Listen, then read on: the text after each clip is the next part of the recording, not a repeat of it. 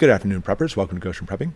The safety of your family, and yourself, mind you, is your number one priority, obviously. You're not going to simply just stockpile things like corned beef hash and water and stuff and leave yourself in a situation where you're going to die. Unfortunately, I think many of us put too much faith into our system setup. Like here in the United States, we can call 911, and hopefully somebody's going to show up at the door and protect us. But what kind of wait time is that, by the way?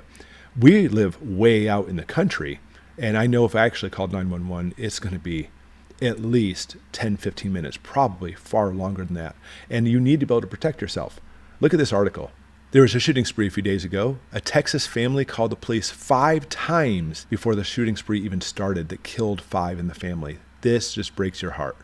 And somebody simply said that somebody was shooting their gun in their yard late Friday night. And it was just about the noise mostly. Their 1-month-old baby was sleeping. Look at this. I told my wife, get inside. The man has loaded his weapon. My wife told me to go inside because, well, he won't fire at me. I'm a woman. And in any type of active shooter situation, the first thing people do is they stop and stare. I mean, there's some people who run, and that's what you should be doing. They should have ran. They should have tried to get away from that. You know, I mean, I'm not trying to blame these poor people that have to go through this whole situation. It's the gunman's fault. But either way, they should not have even contemplated sticking around. They should have got their family out a far window on the other side of the house and left the situation immediately. That's the only thing that would have saved their life, obviously, in this situation. And unfortunately, the wife was the first one who was shot. Then their 9-year-old son. There was more than a dozen people in the home at the time. 2 women died protecting the infant, and the infant and the 2-year-old daughter were not injured. The sheriff explained the delayed police response, which is about 45 miles north of Houston. He only had 3 officers covering 700 square miles. And that's the moral of the story right there. I want you to see this. I mean, first off, you need to get out. You just need to get out. Get away from that situation. I know a lot of you are saying, I would take matters in my own hands, and if that's what you want to do, I am certainly not downplaying that. Do what you need to do to protect you and your family.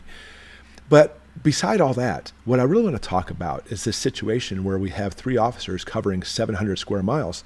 I find that a lot of police departments nowadays are facing this same situation. Started 3 years ago with defund the police. People started having a really bad view on the police. They're often overworked, overtaxed, underpaid, in my opinion. And I'm not even going to say they're undertrained, although I think that probably happens sometimes too, especially when it comes to active shooter situations.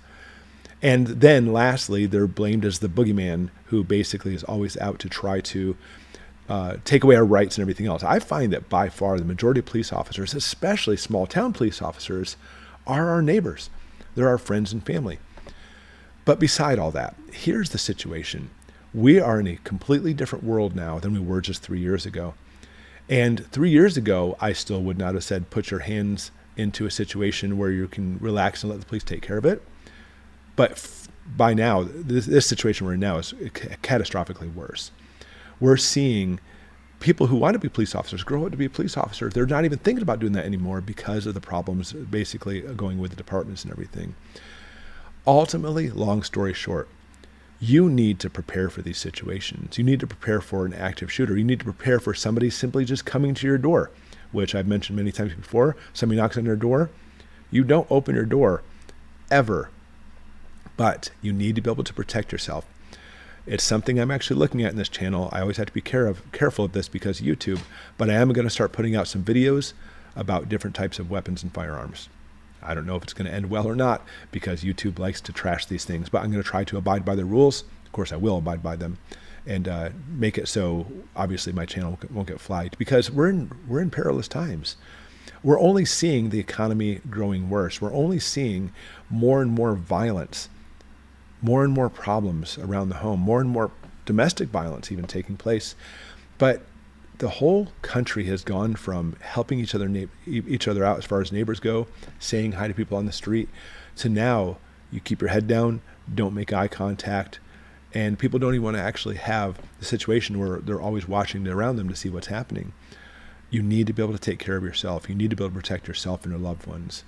However that's done, this is Goshen Prepping. There are many avenues to take for this. But again, getting away from the situation is your first option.